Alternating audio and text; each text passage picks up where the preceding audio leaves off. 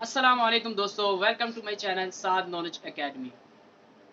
दोस्तों, जैसा कि लास्ट वीडियो में हमने बात की थी हदीसों की किताबों के बारे में और उसके दर्जात के बारे में, सही और ज़ईफ़ और मनगढ़ंत हदीसों की वजाहत की थी। उसमें कुछ थोड़ा सा वजाहत करना बाकी रह गया था, तो उसी मौजू को लिहाजा थोड़ा आगे बढ़ाने की कोशिश करते हैं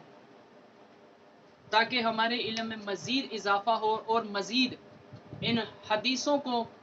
जांचने में हमारे लिए आसानी हो। तो इंशाअल्लाह गौर कीजिए, ये बहुत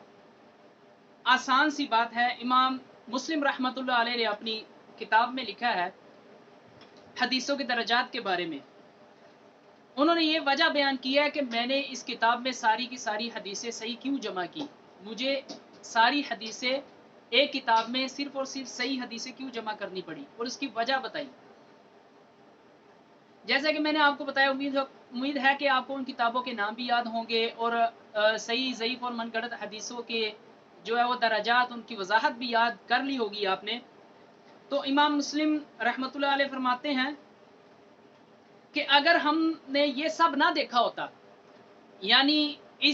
इन सब चीज़ों की तमीज़ ना की होती कि सही ज़ईफ़ और मनगढ़ंत हर तरह की हदीस को इकट्ठा करके किताब में लिख देते, अगर हमने ये सब ना किया होता तो आपने सही और ज़ईफ़ हदीस में इम्तियाज़ करना, और इम्तियाज़ करना आपके लिए आसान ना होता, बहुत मुश्किल होता। तो इसीलिए जो वो हदीसों की किताबें जिनमें सही हदीस भी मिलती है, ज़ईफ़ भी होती है, ज़ईफ़ हदीसें भी होती हैं, हसन ज़ईफ़ भी होती हैं, तो ऐसा शख्स जो हदीसों की किताब को पढ़ता है लेकिन उसे हदीसों के दर्जात का नहीं पता होता, वो तो हर तरह की हदीस को सच मानेगा। लेकिन कुछ ऐसे शख्स होते हैं जिनको हम हदीसों के बारे में अगर बताएं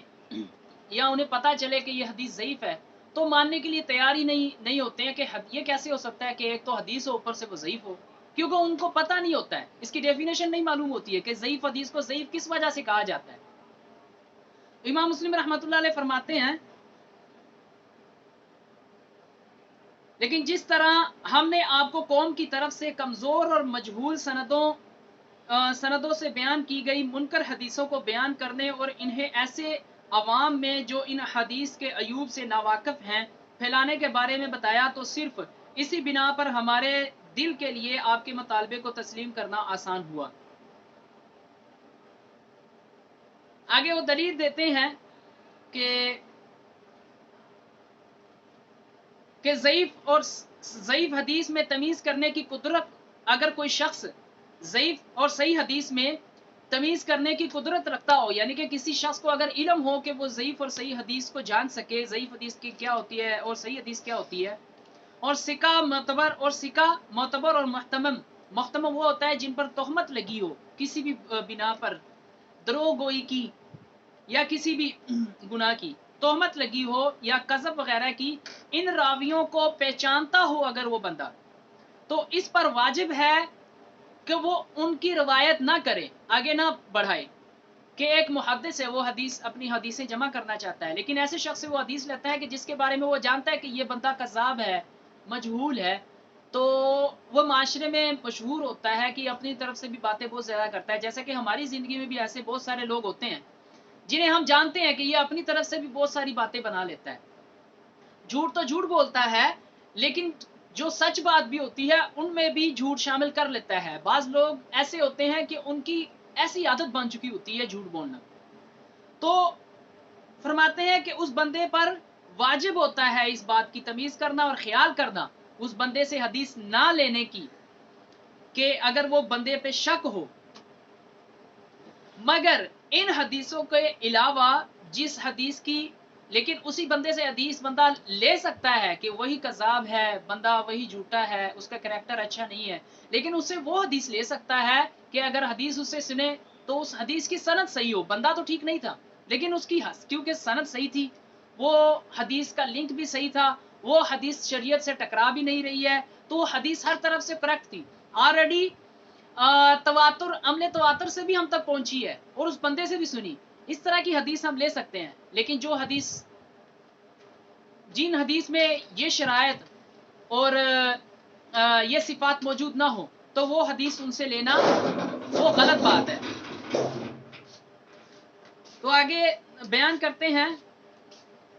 کہ ایسا شخص بھی ہو کہ جس کا عیب فاش نہ ہوا ہو۔ دیکھو اگر ہم کوئی بندہ کتنا بھی گناہ گار ہو وہ تو اللہ کو معلوم ہوتا ہے، لیکن اگر ہم کسی کے بارے میں جانتے نہیں ہیں کہ وہ کذاب ہے یا نہیں ہے، گناہ گار ہے یا نہیں ہے، ہم کسی پر کوئی بغیر دلیل کے کسی پر کوئی الزام نہیں لگا سکتے، تو ایسے بندے کے بارے میں خواہ شک کرنا وہ بھی غلط ہے۔ لیکن ایسے شخص ہوتے ہیں، ایسے اشخاص بھی ہوتے ہیں جن کو ہم زندگی میں جانتے ہوتے ہیں کہ یہ بندہ ایسا ہے۔ تو یہ ہے کہ اللہ جل جلالہ نے فرمایا کہ آگے قرآن سے دلیل دیتے ہیں کہ اللہ رب العزت فرماتا ہے اے ایمان والو، اگر تمہارے پاس کوئی فاسق خبر لے کر آئے تو تحقیق کر لیا کرو، ایسا نہ ہو کہ جا پڑو کسی قوم پر نادانی سے، پھر کل کو پچھتاؤ اور اپنے کیے ہوئے پر ندامت ہو۔ تو اللہ رب العزت بھی یہی حکم دیتا ہے کہ ہمیں کوئی بھی کام کرنے سے پہلے یا کوئی بھی گواہ لینے سے پہلے، کوئی بھی فیصلہ لینے سے پہلے اس پر تحقیق کرنا ہم پر ضروری ہے، اس پر تحقیق کرنی چاہیے۔ یہ تو پھر دین کا معاملہ ہے، یہ آخرت کا معاملہ ہے، جنت اور دوزخ کا فیصلہ ہونا ہے، تو لہٰذا اس پر تحقیق کرنا ہمارے لیے اتنا ضروری ہوتا ہے۔ دوسرا یہ کہ اللہ رب العزت نے فرمایا کہ اور گواہ کرو دو مردوں کو یا ایک مرد اور دو عورتوں کو جن کو تم پسند کرتے ہو۔ پسند کرنے سے مراد یہ ہے کہ جن پر تم اعتماد کرتے ہو کہ یہ بندے سچے ہیں، یہ جھوٹ نہیں بولیں گے، ایسے بندوں کو چن کر گواہ بناؤ اس کے سامنے گواہی کے لیے۔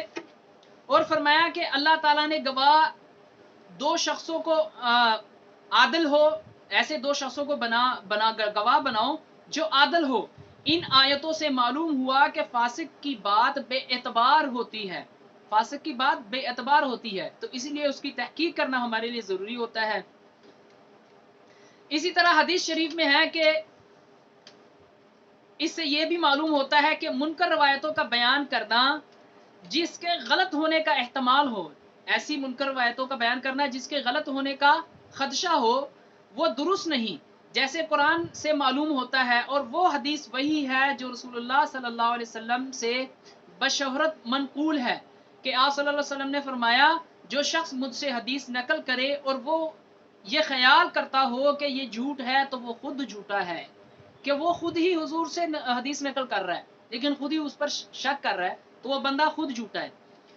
امام مسلم رحمۃ اللہ نے اپنی اسناد سے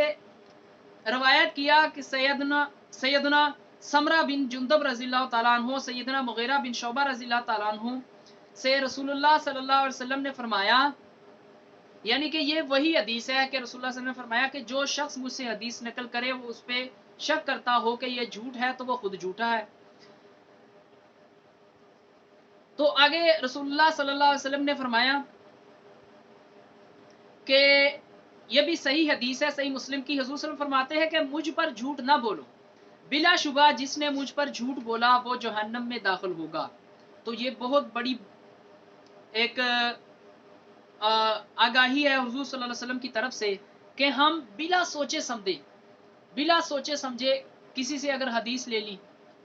تو آگے فارورڈ کر دیتے ہیں، یہ تحقیق کیے بغیر کہ یہ حدیث صحیح ہے یا ضعیف ہے۔ تو یہ حضور نے فرمایا کہ جو شخص مجھ پر جھوٹ باندھتا ہے وہ دوزخ میں ہوگا۔ تو اسی لیے ہمیں صحیح اور ضعیف حدیث میں فرق کرنا ہمارے لیے اتنا ضروری ہے۔ اور بعض ہم لوگوں کی ایسی عادت بھی ہوتی ہے کہ کسی بھی کوئی اچھی بات ہمیں اگر معلوم ہو تو کسی کو سناتے وقت ہم کہہ دیتے ہیں اور جی یہ حضور صلی اللہ علیہ وسلم نے فرمایا، اپنی طرف سے حضور صلی اللہ علیہ وسلم نے فرمایا فلاں فلاں ایسی بات ہے، اور کوئی اگر حدیث ہو تو اسے پتہ نہیں ہے حدیث ہے یا قرآن کی آیت ہے، لیکن خواہ مخواہ اس کو قرآن پہ ڈال دیتے ہیں کہ قرآن میں اللہ رب العزت نے یہ فرمایا، حقیقت میں وہ حدیث ہوتی ہے۔ تو یہ سب اسی حدیث میں آ جاتے ہیں۔ حضور صلی اللہ علیہ وسلم نے فرمایا کہ مجھ پر جو جھوٹ بولے گا وہ جہنم میں جائے گا۔ حضرت انس بن مالک رضی اللہ تعالیٰ عنہ سے روایت ہے، کہا کہ مجھے تمہارے سامنے زیادہ حدیث بیان کرنے سے یہ بات روکتی ہے کہ رسول اللہ صلی اللہ علیہ وسلم نے فرمایا جس نے عمدن مجھ پر جھوٹ بولا وہ آگ میں اپنا ٹھکانہ بنا لے۔ تو اتنی سخت وعید ہے اسی لیے میں کہتا ہوں کہ ہمیں صحیح اور ضعیف حدیث کا جاننا یہ ہمارے لیے بہت ضروری ہے۔ یہ اتنا آسان کام نہیں کہ کہیں سے بھی حدیث پڑھ لی اور اس پہ یقین کر لیا، یا کہیں سے بھی سن لی اور اس پہ یہی یقین کر لیا بغیر تحقیق کیے۔ ہمیں یہ تحقیق کرنی چاہیے حدیثوں پر کہ واقعی یہ حدیث ہے کہ نہیں،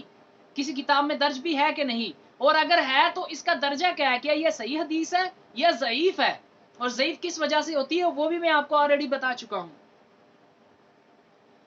محمد بن قیس اسدی نے علی بن ربیعہ اسدی سے سنا، اور انہوں نے حضرت مغیرہ بن شعبہ سے، اور انہوں نے نبی اکرم صلی اللہ علیہ وسلم سے اس طرح روایت کی،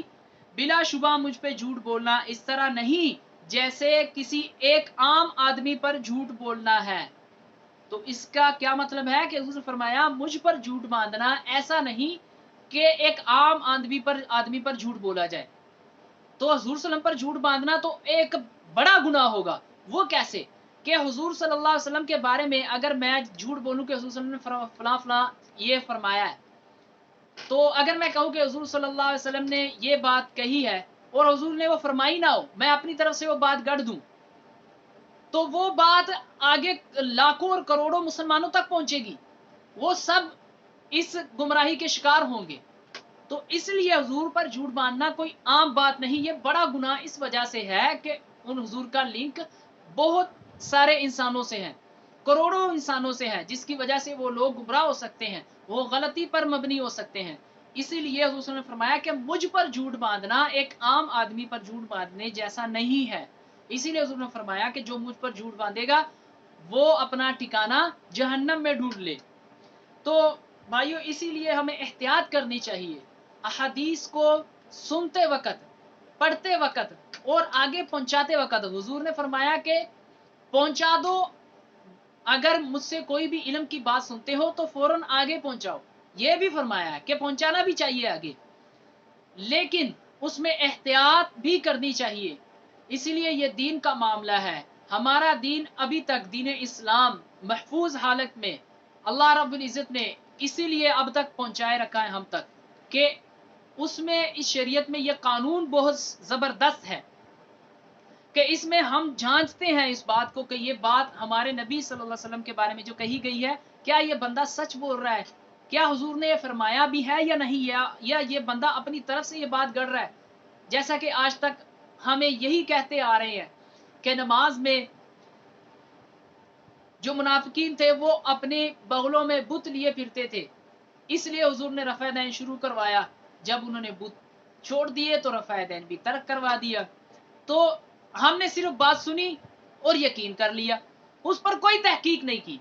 تو تحقیق نہ کرنے کے نتیجے پر ایک بہت بڑی گمراہی میں ہم رہے، ایک ایسی سنت کو ہم نے ٹکرا دیا جو ایک بہت بڑی سنت ہے، صرف ایسی لا علمی، ایسی گمراہی کی وجہ سے، ایسی غفلت کی وجہ سے، تحقیق نہ کرنے کی وجہ سے ہم نے ایک ایسی سنت کو ٹکرا دیا اور اس کو رد کر دیا جو ایک بہت بڑی سنت ہے۔ تو یہیں سے ہمیں اندازہ لگا لینا چاہیے کہ ہمیں کتنی احتیاط کی ضرورت ہے۔ تو اسی لیے میں آپ سے پھر ریکویسٹ کرتا ہوں کہ صحیح، ضعیف اور من غلط حدیثوں کے درجات کو سمجھیں، اس کو سمجھیں، انشاءاللہ آگے بھی حدیثیں بیان ہوگی، جب بیان ہوگی تب آپ کو اگر کوئی بھی حدیث سنائے گا تو آپ کو تاکہ فوراً پتہ چل جائے کہ یہ حدیث صحیح ہے یا ضعیف ہے، کیا یہ بندہ، یہ عالم یا یہ مولوی یا کوئی بھی شخص کیا مجھے گمراہ کرنے کی کوشش کر رہا ہے، کہ یہ بندہ اپنے فرقے کی سائیڈ لے رہا ہے یا اسلام کو ڈیفینڈ کر رہا ہے۔ ہمیں اسلام کو ڈیفینڈ کرنا چاہیے نہ کہ اپنے فرقوں کو۔ تو اللہ رب العزت نے ہمیں قرآن پاک میں بھی ایک مسلم کا نام دیا، ہم صرف اور صرف مسلم ہیں، ہمارا کوئی فرقہ نہیں، ہم ایک ہی جماعت ہے، وہ ہو مسلمانوں کی جماعت۔ تو امید ہے کہ آپ کو میری باتوں کی سمجھ آ گئی ہوگی، اور دعا ہے کہ اللہ رب العزت ہمیں ان سب باتوں پر عمل کرنے کی توفیق عطا فرمائے۔ وآخر دعوانا الحمدللہ۔